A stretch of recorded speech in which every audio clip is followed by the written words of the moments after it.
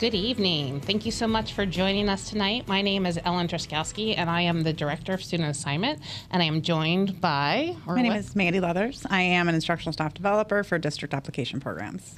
And we are here basically to kind of go over a little bit of the acceptance period, give you an idea of what to expect, explain what all the different things mean as far as a wait list, if you're invited, and any other little caveats. We'll walk you through live afterwards the actual test site so you can have an idea of what to see or what to expect when you do go in to check the status of your application. And then we'll also open it up to a Q&A at the end so we could try to answer all your questions. I'm going to start off by turning it over to Mandy just to give you some basic information about the acceptance period. All right, thank you. Okay, we are going to begin with important dates, so you'll want to mark these down. February 8th is tomorrow, and that is the beginning of the acceptance period. It opens at 12:01 a.m.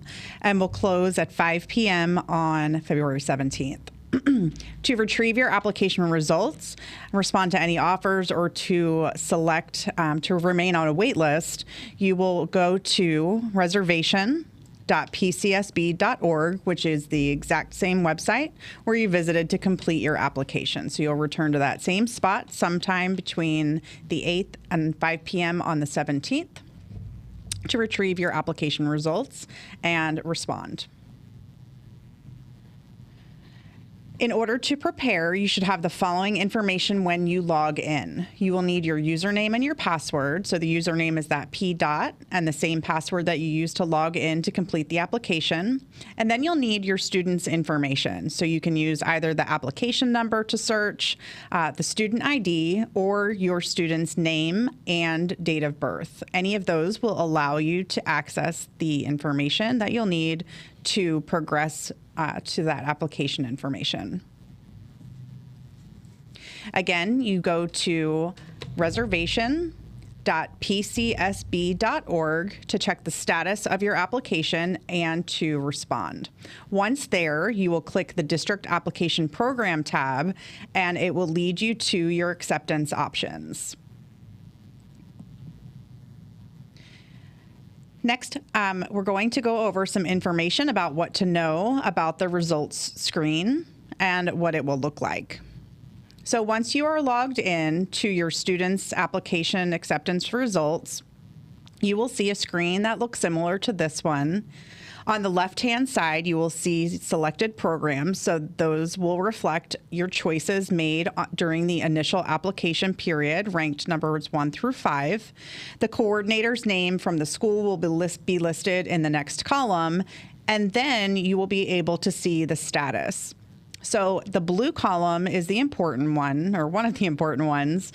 That one indicates invitations that you have received for programs. So on this example, you can see check marks on the top line and the bottom line, and this would indicate that this student was invited to both Program 1 and Program 5. The gold column that says waitlist indicates current waitlist numbers at the time that these results are released. And this will change, and I'll go into that in just a few moments. But the waitlist number there indicates that you have not been offered an invitation at this time, but rather have been placed on the waitlist. That last column in gray is for any ineligibility. So that would be either academically ineligible or behaviorally ineligible, and I'll also give you some more information about that in just a moment. So this is what the results screen will look like once you log in. If you have been invited, you will see a check mark just as you did on the previous screen, and that will appear in the invited column. To accept an invitation, you will click the checkbox in the accept column. It will only allow you to accept one invitation to one program. So you would click one checkbox in the accept column. If you would like to decline an offer, no action is required, so you will just not check anything. Again, you can only accept one program. If you accept an invitation, you will be removed from all other program waitlists. That's important, so I'm going to say that one more time. So once you accept an invitation to any program, you will be removed from all of the other waitlists except for Centers for Gifted Studies and programs for literacy innovation. All other invitations will be canceled at the end of the acceptance period. Now, until the end of the acceptance period, you can make changes. So if you change your mind, you can log back in and accept another program, or you can undo that acceptance and choose to remain on a wait list. But once that acceptance period ends, those acceptances are finalized and you are no longer able to make any changes. Those invitations, those other invitations that you did not accept will not be there any longer and won't be an option to go back to. So just make sure that if you would like to accept that program, you do so within the time frame.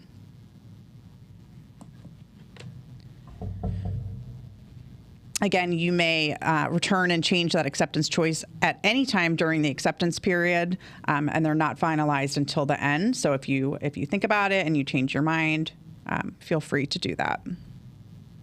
Okay, here's some information about the wait list.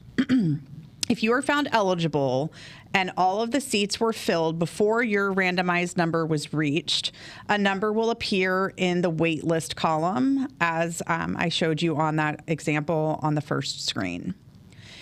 This number will change after the acceptance period ends. So that number is not the number that will be the one that is finalized. It definitely will change based on the number of people who accept seats during the acceptance period. And then there is a period after the acceptance period for newly invited sibling priorities. Final waitlist numbers can be found by contacting the school program coordinator after Monday, March 6th, 2023. So don't call before then. They're not going to have that final number, but March 6th or later, those numbers will be more concrete. So the newly invited sibling period will have passed. Any appeals made will be finished by that time. So by Monday, March 6th or after, those waitlist numbers will be accurate. Once as seats become available, they will be filled in numerical order from the waitlist. Waitlists are maintained by the schools, not the student assignment office. So for the most accurate, up-to-date information about waitlist numbers, please contact the schools directly and ask for their program coordinator. That last column on the chart that I showed you at the beginning is ineligibility, and that will be indicated by a red X in that column, in the gray column that said ineligible. If your student has been determined ineligible for the program, it will be indicated there. So there are a few reasons why students may be found ineligible. One reason is that they did not meet the entrance criteria. So there are some programs such as the Centers for Gifted Studies or Literacy Innovation, or some high school programs like IB and Cambridge ACE that have certain test score requirements and so forth. So if your student did not meet that entrance criteria, you'll see that red X indicating that they were found academically ineligible. There's also a chance that a student may be found behaviorally ineligible, and in that case, they may have 10 plus referrals in the 2022 school year and or assessor at any time that they were a student in Pinellas County. So those are the two reasons that you would be that you would see an X in that ineligible column. Students already in the program may be marked ineligible as they already have a seat. So sometimes families will reapply, but if you're already in a program, you are good and will remain in that program until the highest grade level within that program. So if you are in an elementary program in second grade, you have a seat in that program until your student is finished with fifth grade. But sometimes families apply anyway, and in that case, you would see yourself marked ineligible, but that does not mean that you lost your seat. That just means that you didn't need to reapply and that your student seat will roll over into the next grade level. You can also contact the DAP program coordinator at the school for more specific information regarding ineligible status. I mentioned the newly invited sibling priority and the ineligibility appeal, so we're going to just go into more information about those.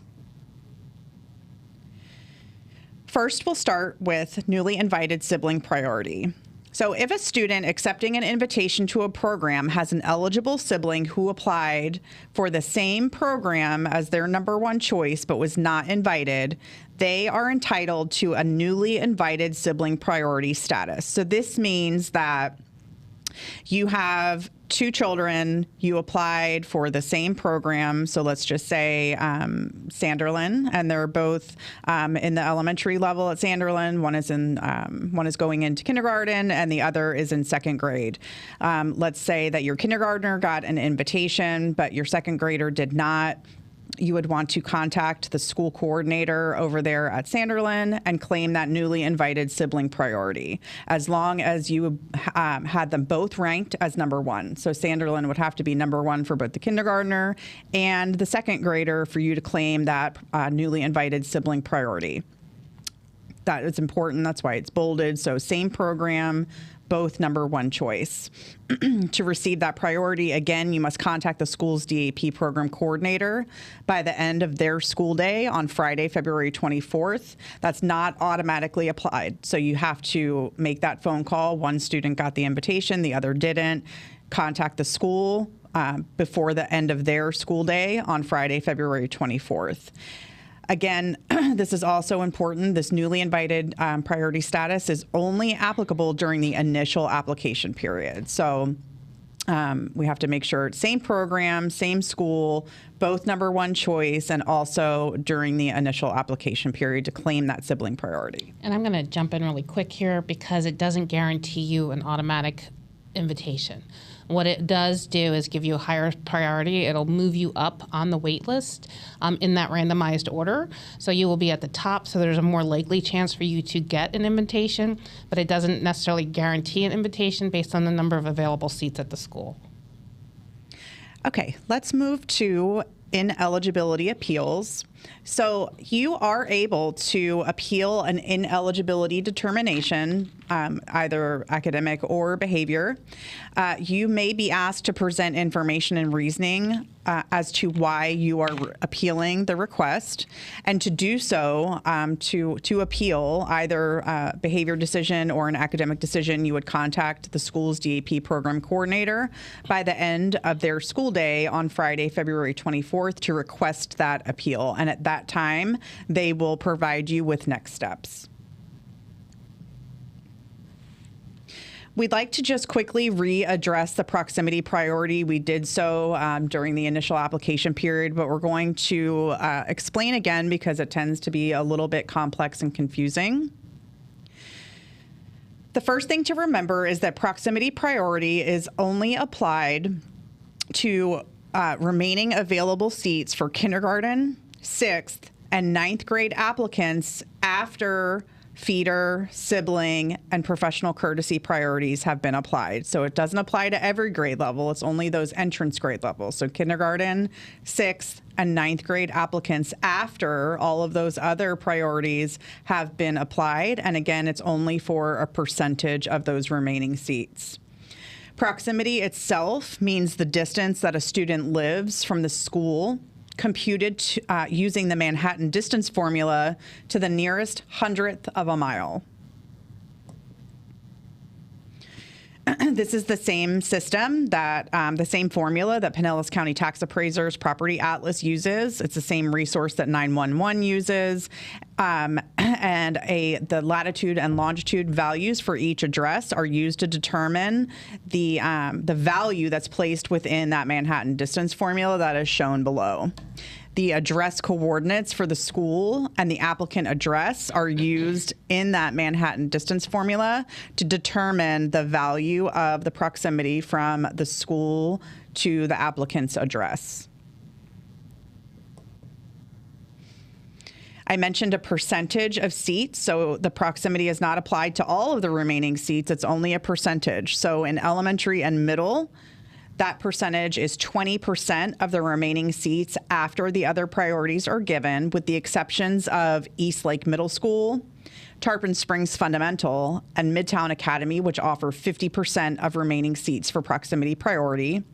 And then high school programs offer proximity priority to 25% of remaining seats after the other priorities are given.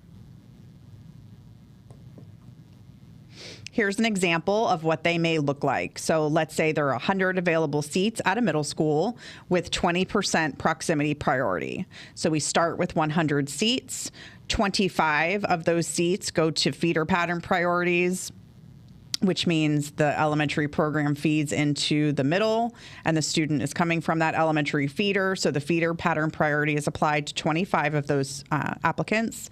And then let's say 7 already have siblings in that program. So same program, same time, that's our number one choice. 7 seats go to siblings.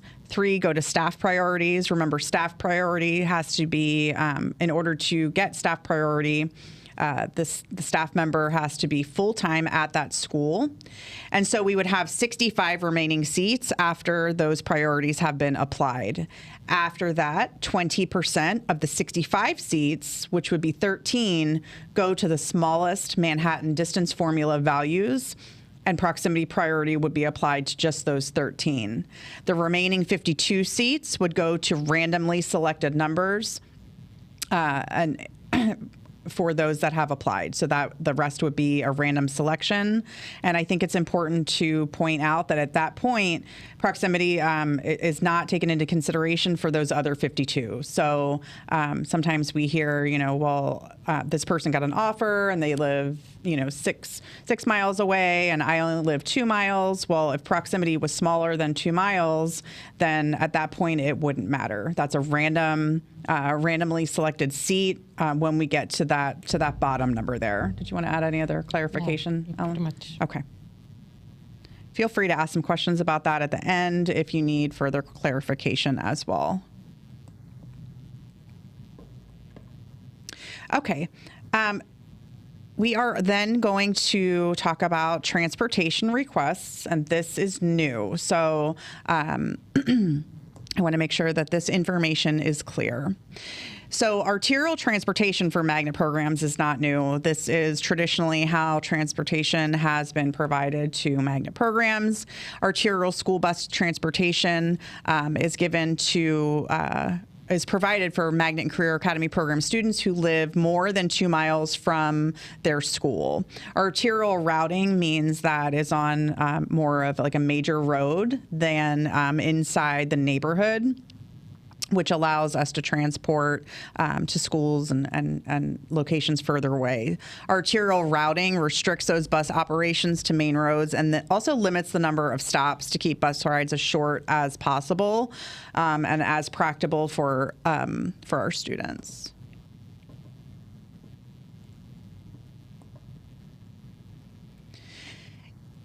To enter transportation requests, if you accept a seat at a program that provides arterial transportation and you're eligible, which means 2+ miles away from the program, you can request a bus stop. So Ellen's going to show you this when she walks you through what that will look like online. But it will actually ask you to request that bus stop. The bus stop will be created for those who request transportation. If you request transportation, you're going to be asked to indicate whether you need both AM and PM arterial transportation, or if you need only AM, so from the bus stop to school in the morning, or only PM from school to the bus stop on the way home. So you have that option to request. So both AM and PM, or only AM, or only PM.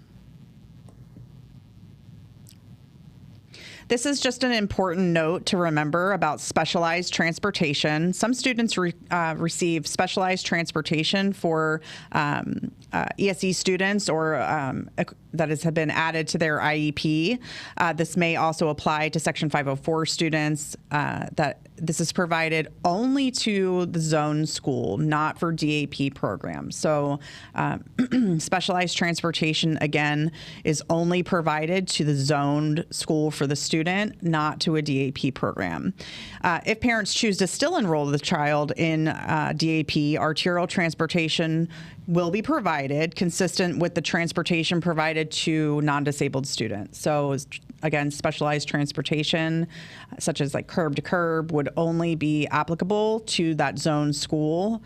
You can still receive the arterial transportation, just not the specialized transportation. And there is one exception for that, which I'm just going to briefly mention, is if the program is at your zone school. So if the program you're choosing is at the same school that you are zoned for, the curb-to-curb transportation will be provided. Thank you. Just a note about bus stops. Bus stops are determined over the summer, so that information would not be immediately available. Transportation will send bus stop information to families right before school starts, and to ask questions or make inquiries about transportation, they can be reached at 727-587-2020, Monday through Friday from 6:30 a.m. to 5:30 p.m. Okay, at this time, we are going to do a walkthrough of the acceptance period and what that screen will look like once you are able to log in. Okay, you're going to go to reservation.pcsb.org. This will be a little bit different because it's a test site.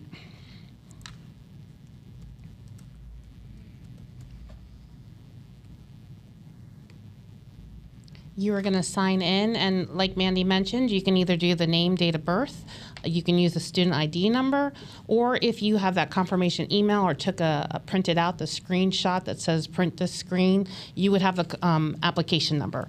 So you can use any of those. You would choose if they have never attended or if they have. You're going to choose on the very top link will show up for the district application acceptance period. It's going to ask you to select it and then continue. So as I mentioned before, it could be one of several different ways to put in the information. I'm going to do the application number.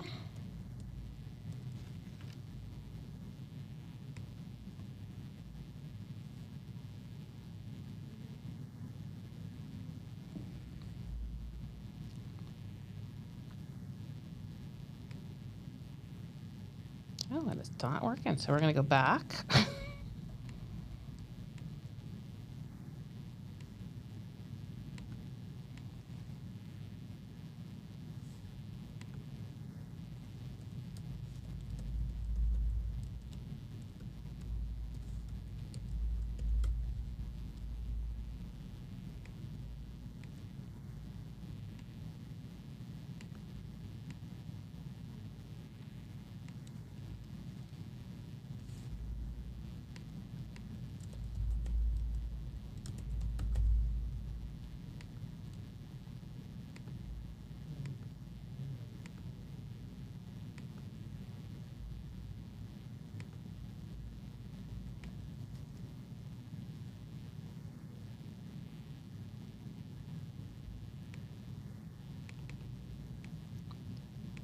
And our link is not working right now. So I'm going to turn it over while I try to do a different link. So I'm going to turn it over to question and answer at this time. So we'll take this screen off and I'm going to try a different test link for you to reach out. But we'll open up the questions, and if I'm able to get the site up, we will show you the walkthrough. Perfect. We have some questions, so we'll go with that route. Does my child's current school grades impact eligibility? It will only impact eligibility if you are applying for a high school, either the Cambridge ACE program or the high school IB program. Due to the rigorous nature, there are certain grades, certain course requirements, and test scores. But any other program, the grades would not be applicable. You mentioned other offers are removed when a student accepts another offer. If a student accepts a seat and changes their mind within the acceptance period, do the previous offers show back up, or are they automatically waitlisted for those spots at that point? Could you repeat the question one more time? I can't hear very well. All right. You mentioned other offers are removed when a student accepts another offer. If a student accepts a seat and changes their mind within the acceptance period, do the previous offers show back up, or are they automatically waitlisted for those spots at that point? So you can go back in and change at any time. Once the acceptance period ends, that's it. So let's say you got an offer for a Center for Gifted Studies and a Center for Mathematics and Engineering. If you accept Gifted Studies and then the acceptance period ends, that offer for the Center for Mathematics and Engineering will be removed or go away. You can change anytime you want during that application or acceptance period, but once that acceptance period is over, all offers go away. If you do not sign in, you forget to sign in during the acceptance period, your offer is removed as well. So if you don't go back during the acceptance period and you don't sign in or respond to an offer, those offers are automatically deleted after the acceptance period, which kind of goes to what Mandy was saying before, that your number may change. So it may change positively if many people either don't go in or decline the offer. You'll have a much better wait list number when it all plays out. What is the probability of getting into a fundamental or magnet school during the late application period? Or should I specifically ask the school that question? We'll have a better idea once we see how many apply and accept invitations at this point. So I think it's hard to make a prediction. You would definitely call the school. Yeah. As Mandy mentioned earlier, we don't necessarily control the wait list. So to be able to say historically how many people approximately get in, the school sites do that. So they would have a lot better knowledge base to know, you know what, if you're from 1 to 20, you've got a good, decent shot during the late application period of getting an invitation. That school base will have a lot more historical information to be able to better guide you on that.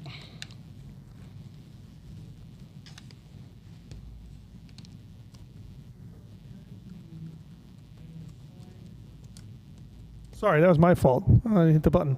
We are preparing to move and applying in the 2024 year. Is there testing that is done for acceptance in elementary grade levels? So there's no requirements except for the Center for Literacy Innovation, the Center for Gifted Studies, that would impact elementary. Otherwise, you would need the screening. The Centers for Literacy Innovation do a screening process to make sure there's specific reading patterns that they're looking for. Gifted Studies with the state of Florida, they're very strict as far as who gets full-time services. So an active EP or gifted eligibility determination needs to happen. So if you do suspect your child is gifted, you can go ahead and start that process of the gifted eligibility. Those who already have that eligibility piece are invited. If you're still going through the screening process when the application or acceptance period goes out, you'll be temporarily ineligible until that screening process is over. Once you are determined gifted eligibility, and if you apply during that initial application period, you will go back on the wait list where you would have normally been, so you'll have a better chance of getting in if you applied during the late application. Can you give an idea of what number realistically you should be under on the wait list to have a chance of acceptance? That, once again, that would be the school site, just because they tend to do it. Some schools may be quite a bit. Other schools may be smaller numbers. There's a lot that we won't be able to tell based on the number of people who initially accept the seats.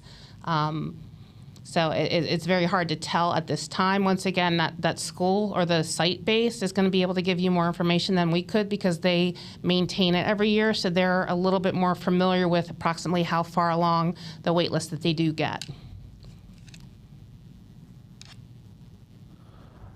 How does the wait list work?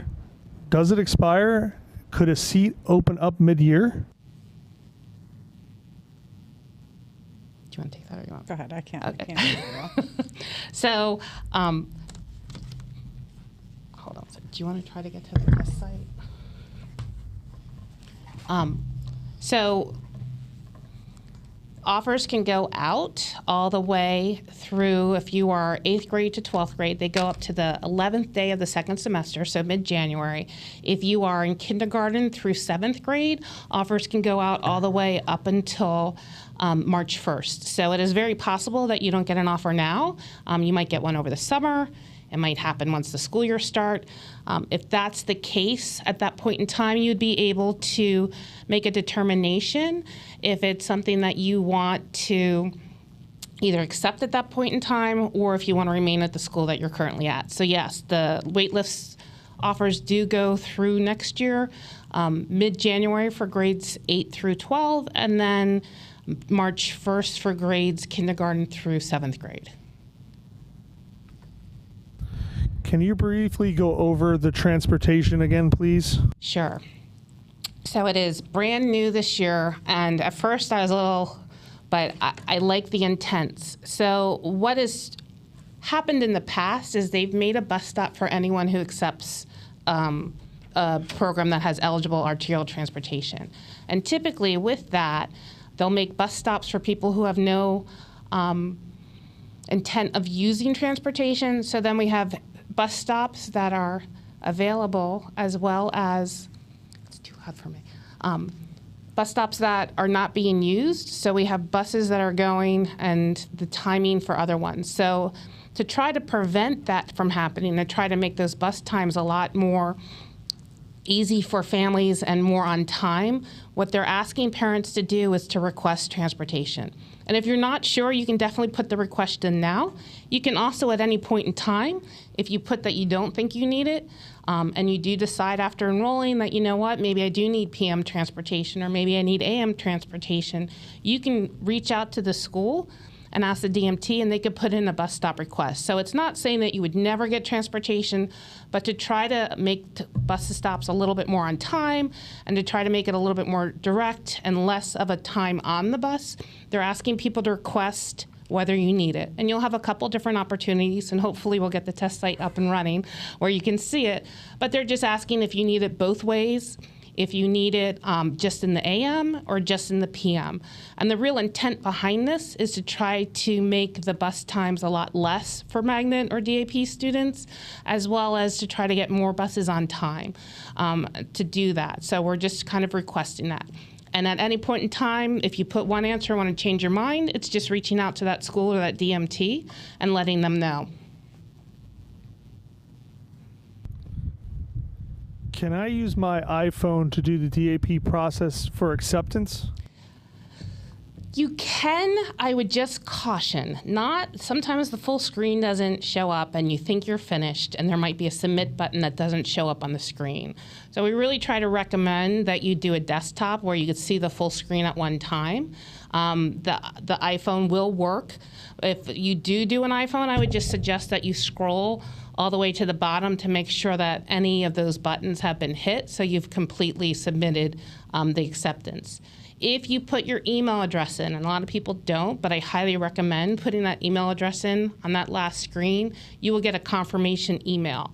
And that way you can guarantee if you get the confirmation email saying you've accepted a seat, it'll also give you the coordinator's information and the coordinator's phone number. Once you do enroll, expect to be reached out from one of the programs that to welcome you. They'll have an orientation. They'll do something to welcome you on, get your course requests if you are in secondary, that type of thing.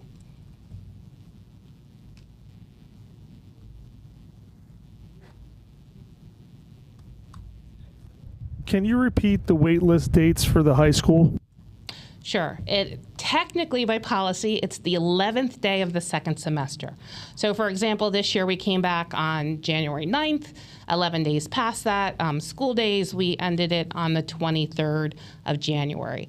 So if you are 8th grade to 12th grade, those offers can start March 21st all the way through to mid-January of 2024.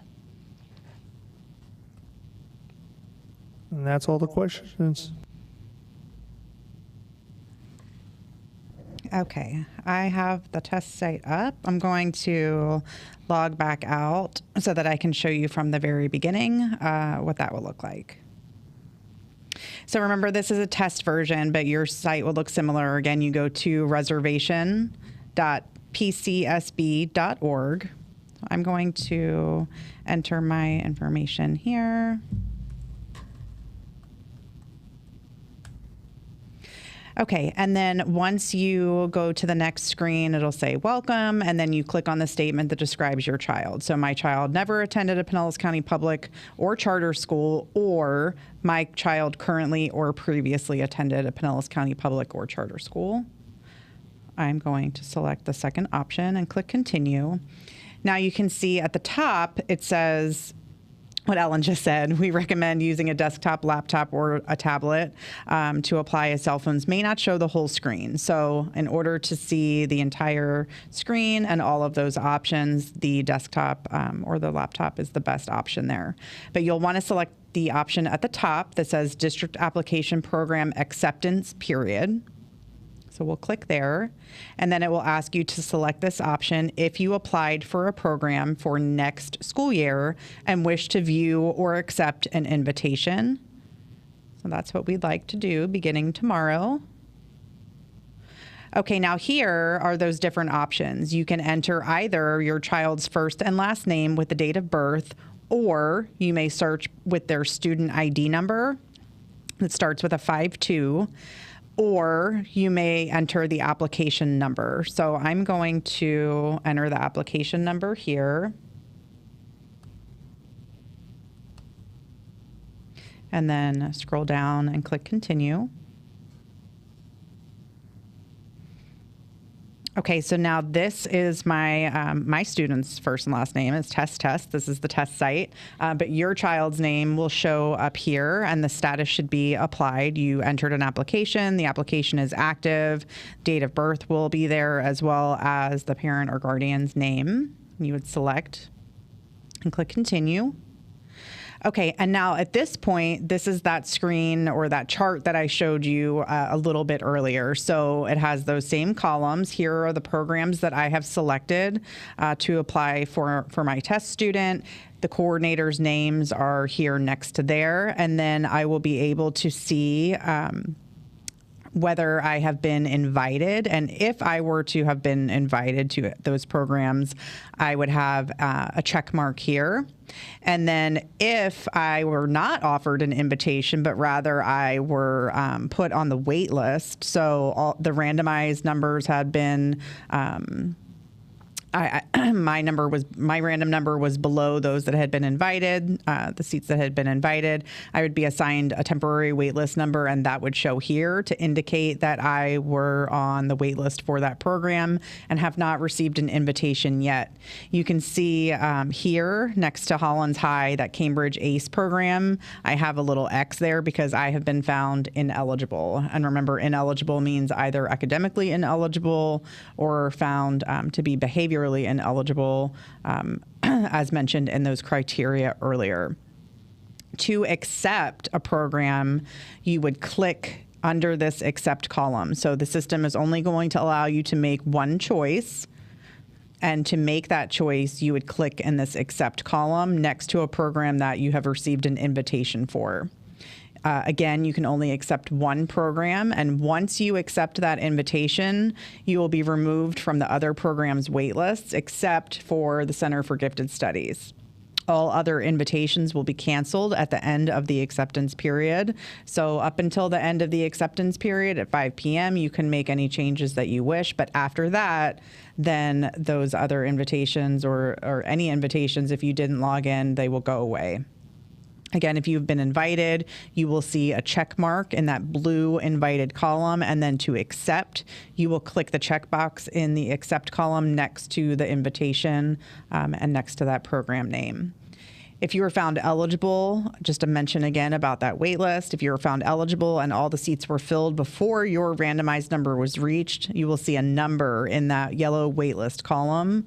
That number is going to change after the acceptance period based on the number of people who accepted a seat during the acceptance period, and then after the newly invited sibling priorities have been applied. So it could be higher, it could be lower, but that one that shows right now during the acceptance period is not going to be the final waitlist number.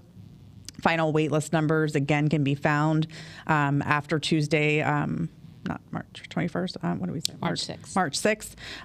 After March 6th, by contacting the school's program coordinator, they're going to have the most up-to-date information regarding those waitlist numbers. Again, just a quick mention of the newly invited sibling priority status. If a student accepting an invitation to a program has an eligible sibling who applied for same program as their number one choice but was not invited, they are entitled to newly invited sibling priority status. So same program, both number one choices.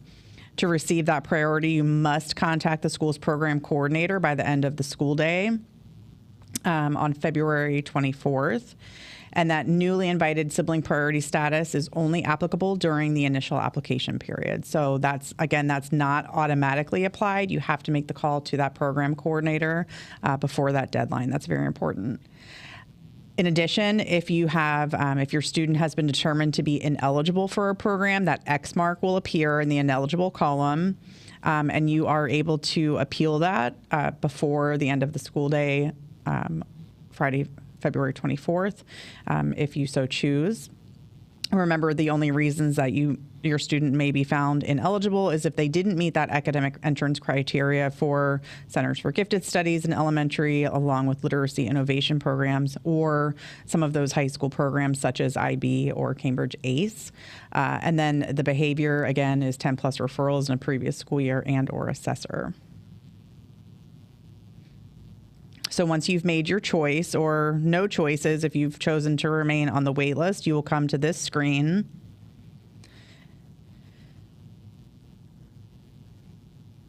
And then it's going to ask you to review the stipulations below. It says, I understand that the application and assignment to and continued participation in all application programs is guided by the school board approved procedures for district application program procedures.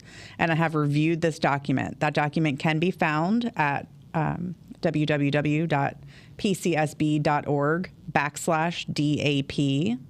And if you scroll down, it's kind of towards the bottom, and it says District Application Programs Procedures.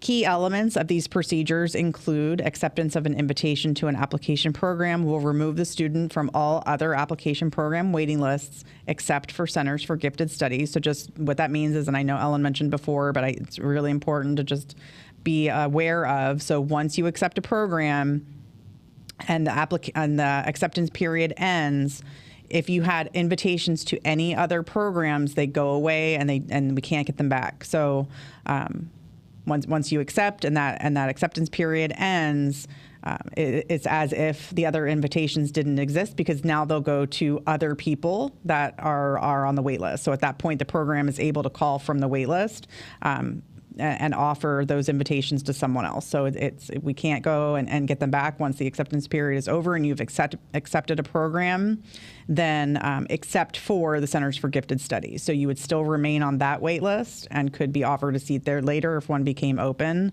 and you can make the choice at that time. That second bullet point says students previously dismissed from a fundamental program are only eligible to enter another fundamental school at the next academic level, middle or high. So if your student has been dismissed, was already in a fundamental program in, say, third grade, they were dismissed for whatever reason, they wouldn't be able to apply for a fourth grade or a fifth grade seat. They'd have to wait until middle school and apply for a sixth grade seat in fundamental, so that next level.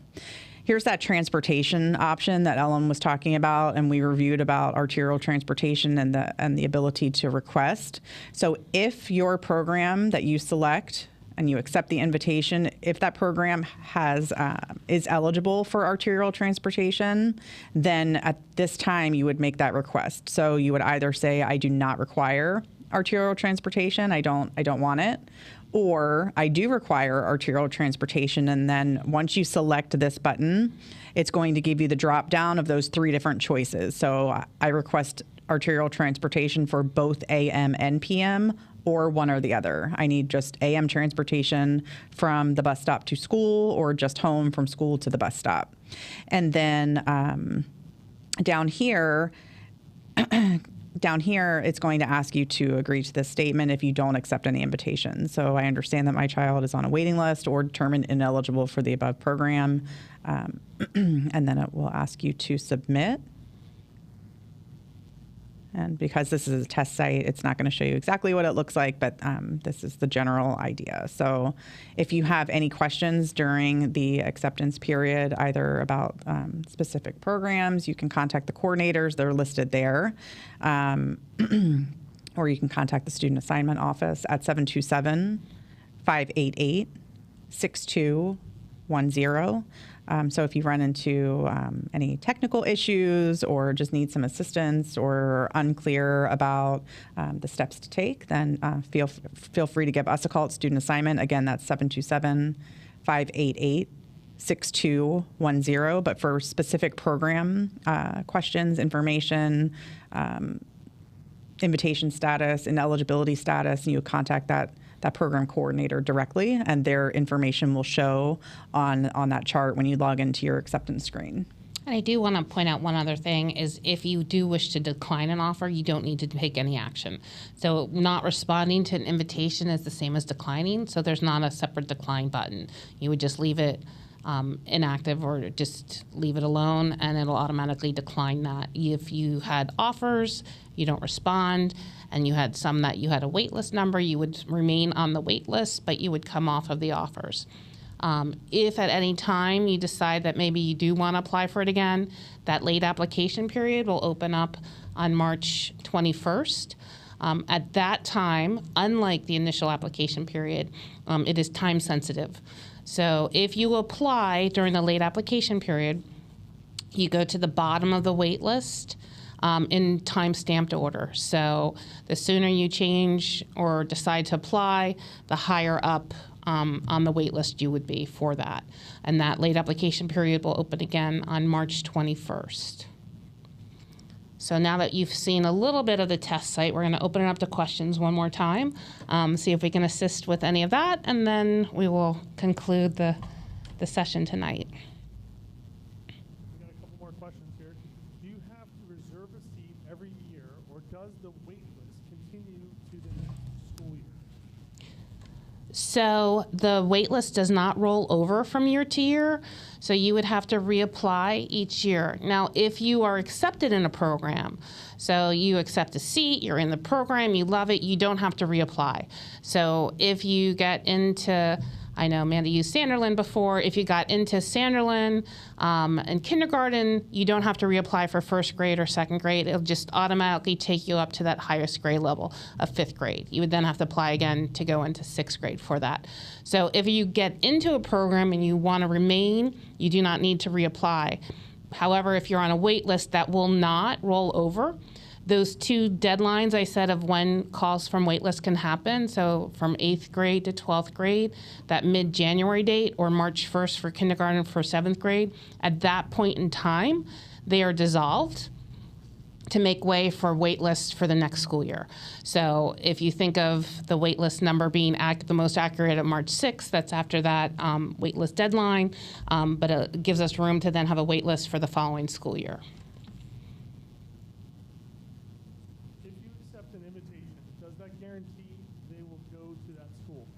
If you accept, so you accept an invitation, yes, that would guarantee a spot.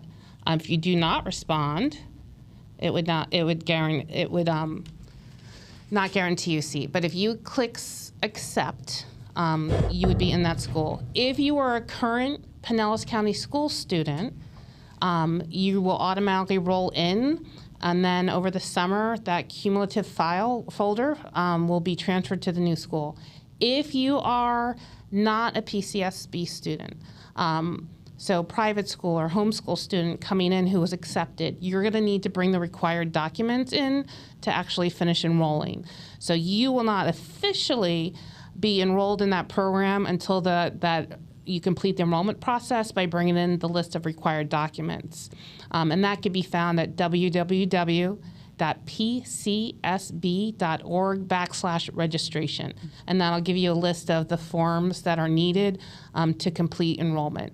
And that's for private school or homeschool. If you're a charter school or already in one of our schools, like I said, you'll roll over into the system, and then they'll just trade paperwork or any kind of documentation will go from one school to the other over the summer.